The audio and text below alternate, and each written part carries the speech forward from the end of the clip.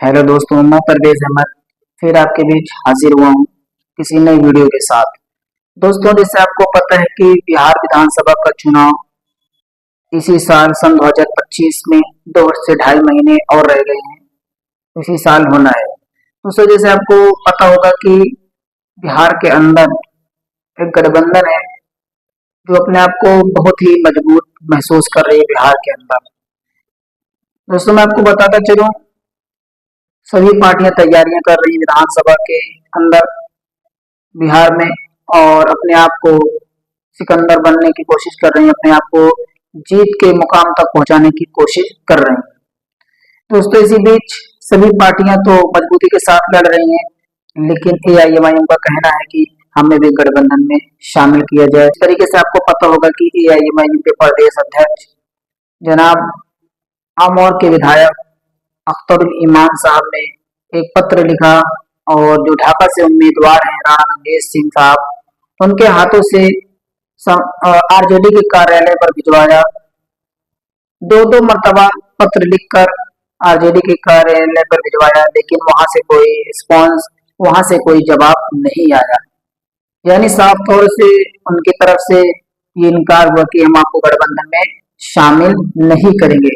दोस्तों, मैं आपको बताता चलूं, कल 11 तारीख 9वां महीना सन 2025 लालू के घर के सामने, तेजस्वी के घर के सामने एआईएमआईएम के प्रदेश अध्यक्ष जनाब अख्तरुल इमान साहब, ढाका के उम्मीदवार राणा रणधीर सिंह, एआईएमआईएम के प्रवक्ता आदिल हसन एडवोकेट साहब, इंजीनियर आफ्ताब साहब और तमाम कार्यकर्ताओं के साथ लालू के घर के सामने अख्तरुल ईमान का एक नारा गूंजा, जो सोशल मीडिया पर चर्चे में है। जैसे आपको पता है कि अख्तरुल ईमान ने एक नारा लगाया, तेजस्वी लालू अपने कानों को खोल, तेरे दरवाजे पे बज रहा है ढोल। तेजस्वी लालू अपने कानों को खोल, तेरे दरवाजे पे बज रहा है ढोल। गठबंधन के लिए अपना दरवाजा खोल, वरना खुल जाएगा तेरी समीकरण का पोल। मतलब ये नारा लेकर अख्तरुल इमान साहब ढोल तमाशे के साथ लालू प्रसाद के घर के सामने खड़े होकर ये नारा दिया, तेजस्वी लालू अपने दरवाजे को खोल, बज रहा है तेरे घर के सामने ढोल।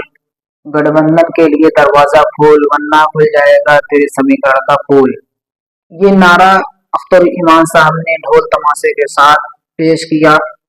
मतलब नया अंदाज है गठबंधन में आने का, लेकिन फिर भी कोई रिस्पांस अभी तक नहीं आया है राजद की तरफ से, लालू प्रसाद की तरफ से, तेजस्वी यादव की तरफ से। तेजस्वी यादव ये समझ रहे हैं बिहार हमारा है, हम जिस तरीके से चाहेंगे बिहार को चलाएंगे, लेकिन बिहार ऐसा नहीं चलने वाला है। बिहार को चलाना है, बिहार के सत्ता में आपको आना है, तो एआईएम को गठबंधन में शामिल करना पड़ेगा। अगर आप एआईएम को गठबंधन में शामिल नहीं करते हैं, तो यानी आप सत्ता से, मुख्यमंत्री से बहुत दूर हैं। आपकी सोच है, आपकी ख्वाब है कि हम मुख्यमंत्री बन जाएंगे, लेकिन ऐसा नहीं होने वाला है जब तक एआईएम को गठबंधन में शामिल नहीं किया जाएगा। अख्तरुल इमान साहब का कहना है साफ तौर से कि हमें सिर्फ 6 सीट महज चाहिए, 6 सीट हमें दे दीजिए, और आप कुछ भी करिए, हमें ना तो मुख्यमंत्री बनना है, ना कोई पद लेना है। पद की भी बात कोई नहीं कर रहा है इस पार्टी के अंदर कि हमें ये पद लेना है। 6 सीट से मतलब है, उन्हें इतना चाहिए। और आप क्या कर रहे हैं सत्ता में आने के बाद, उनसे मतलब नहीं है। सिर्फ सीमांचल को एक अच्छे लेवल पर ले जाना चाहते हैं, बिहार को अच्छी तरक्की पे देखना चाहते हैं, अख्तरुल इमान साहब का कहना है। तो राजद ने साफ तौर से इनकार किया है, लेकिन अगर राजद ने ये अगर तेजस्वी यादव ये समझ रहे हैं कि हम गठबंधन में नहीं लेंगे तो हम मलाई खा लेंगे, मलाई खाने से पहले आपको नजला जुकाम बुखार आ जाएगा। तो इससे अच्छा है कि गठबंधन में शामिल कर लिया जाए एमएन को, वरना इसका नुकसान आपको होगा, बहुत ही मजबूती के साथ नुकसान होगा। क्योंकि एआईएमआईएम 100 सीट की तैयारी कर रही है, तकरीबन कम से कम 60 से 70 सीट तो लड़ेगी। जब 60 से 70 सीट एआईएम लड़ेगी तो इसका नुकसान सीधा सीधा गठबंधन को होगा। और एआईएमआईएम कामयाब होकर आएगी, तब आपको दारुसलाम जाना पड़ेगा। जिस तरीके से कांग्रेस के इंदिरा गांधी दारुसलाम पहुंची थी मजबूर होकर, उसी तरीके से आपको भी दारुसलाम जाना पड़ेगा। तो इससे पहले, उससे बेहतर है कि आप बिहार के अंदर ही गठबंधन कर लें। मैं आपको बताता चलूं कि जो एक क्रिकेट के होनहार यूट्यूबर है, जो हर क्रिकेट का जो समीकरण बताते हैं, हर क्रिकेट का जो मैच होता है, उस मैच का इंटरव्यू आपके सामने रखते हैं और हर मैच की जानकारी आपको देते हैं। इनका नाम शर्मा, नाम तो मुझे नहीं याद है पूरा, इस नाम से शर्मा शर्मा शायद बोलते हैं उनको। तो उन्होंने इमरान प्रताप बड़ी को अपने मंच पर बुलाया और उन्होंने कहा कि आपको वैसी सांस से क्यों तकलीफ है। तो इमरान प्रताप बड़ी ने कहा कि जितना मैं मोदी जी को गलत बोलता हूँ, अमित शाह को बोलता हूँ, उतना वहां से मुझे गाली नहीं मिलती है जितना मैं इनको बोलता हूँ मुझे गाली मिलती है।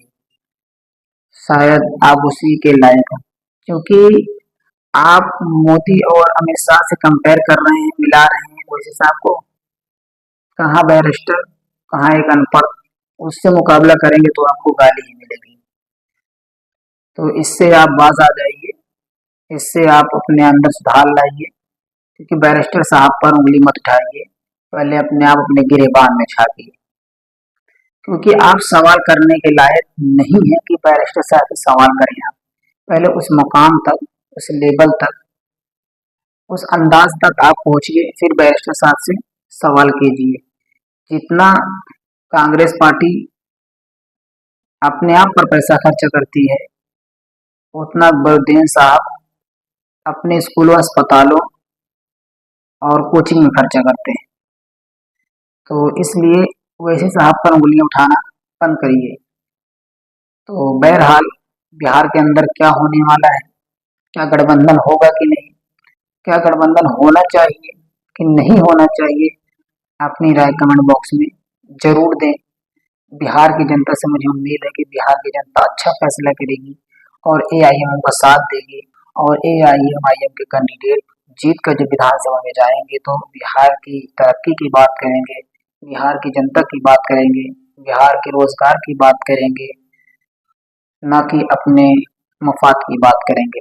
क्योंकि इस पार्टी में मजलूमों की लड़ाई, हक की लड़ाई, दलितों की लड़ाई लड़ाई जाती है।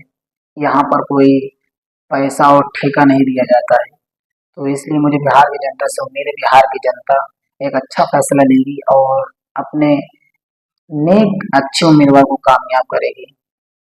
अगर हमारे चैनल पर नए हो तो चैनल को सब्सक्राइब करें, वीडियो को ज़्यादा से ज़्यादा शेयर करें। फिर मिलते हैं किसी नेक्स्ट वीडियो में। अस्सलामु अलैकुम।